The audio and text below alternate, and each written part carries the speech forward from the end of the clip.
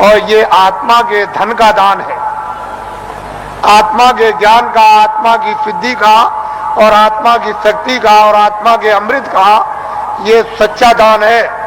ये बाहर का वो छाया का दान नहीं है।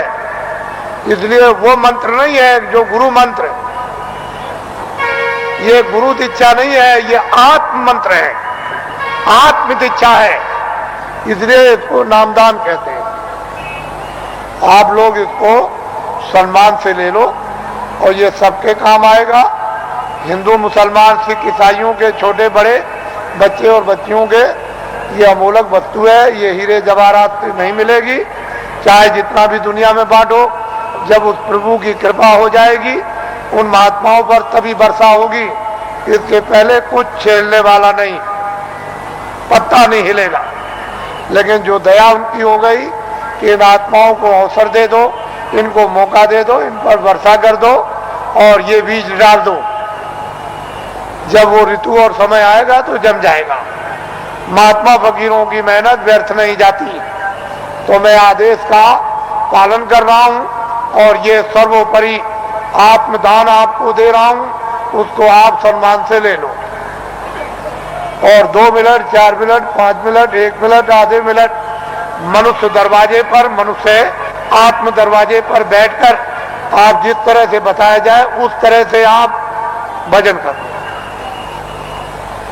यहीं पर अगर दरवाजे पर बैठ करके आपने भजन कर लिया तो रिद्धियों सिद्धियों का सबका भंडार उदय हो जाएगा। यही से सब चीजें मिलने लगेंगी। लेकिन दरवाजा नहीं मिला और वहां बैठ करके भजन नहीं किया तो कुछ मिलने वाला नहीं है।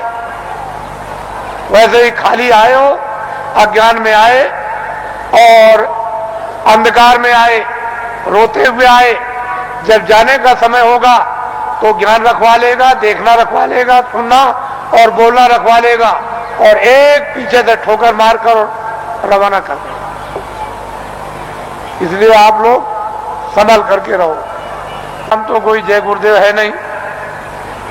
इस किराए के मकान का नाम आपका ही रखा हुआ, जो रखवाया होगा उस समय के पंडितों से, यह नाम तुलसीदास है।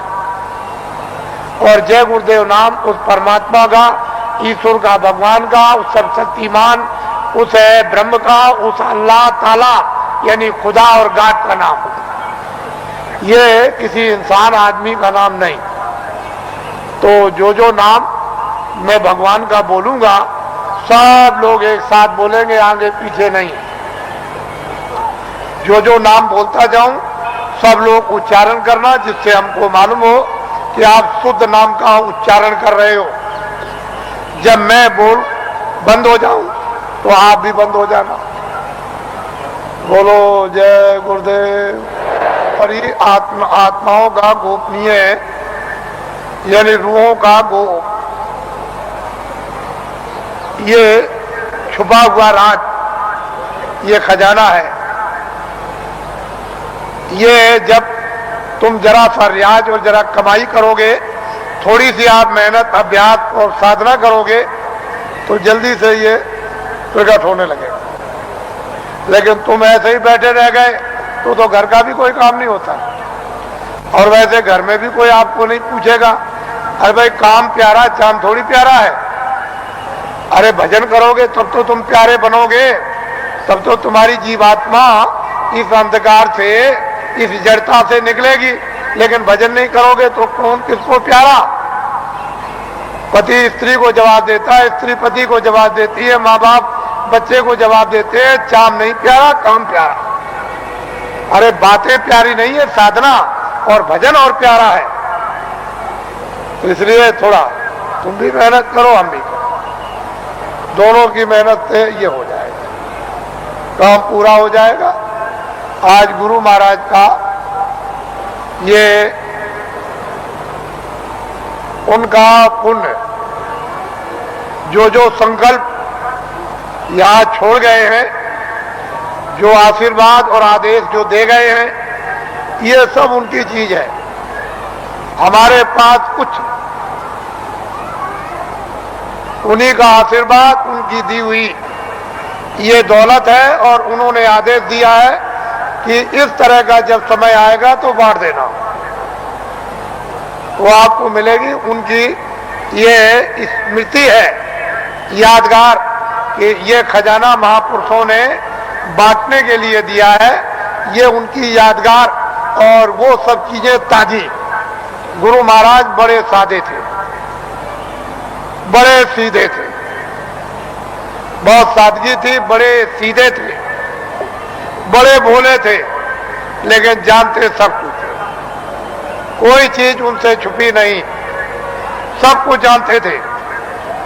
और उन्होंने ये संकल्प, तो उनका ये संकल्प है कि जीवों को बहुत लाभ होगा, रूहानियत का, आध्यात्मिकता का।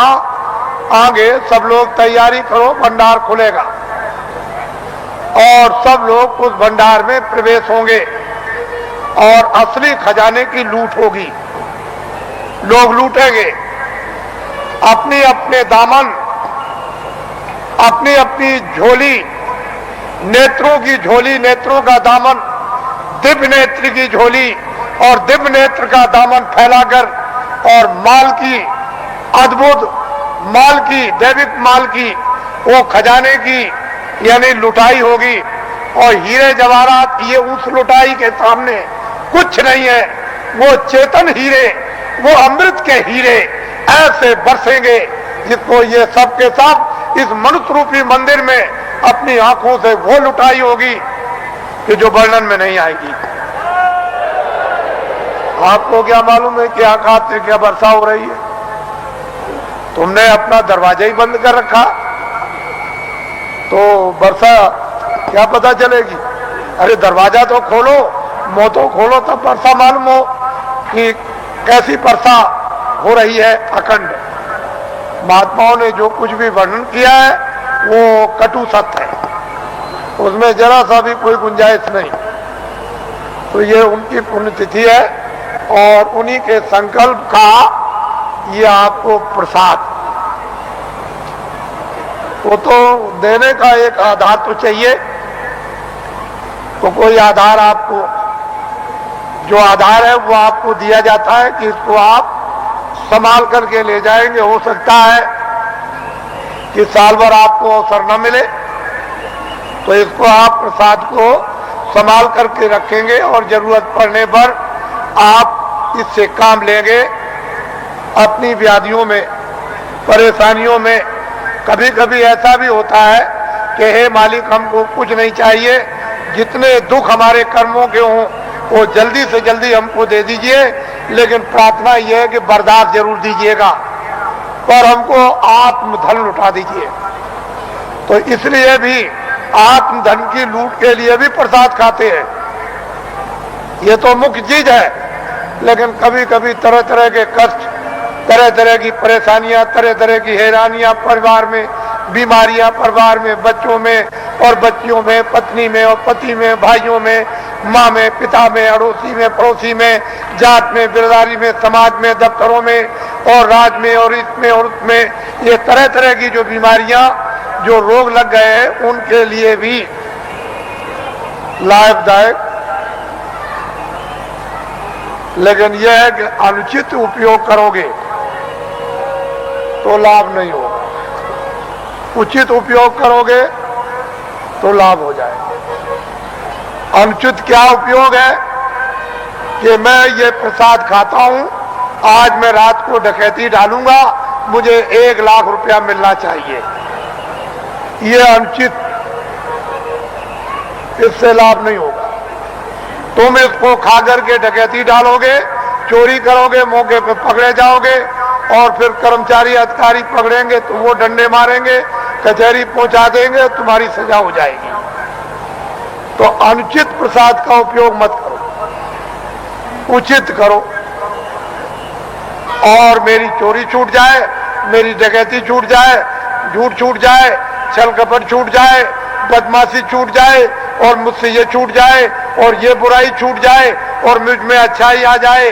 और जब उचित उपयोग करोगे कि मेरी बीमारी चली जाए या मुझे बीमारी में आराम हो जाए, तो इसमें लाभकारी होगा, फायदा।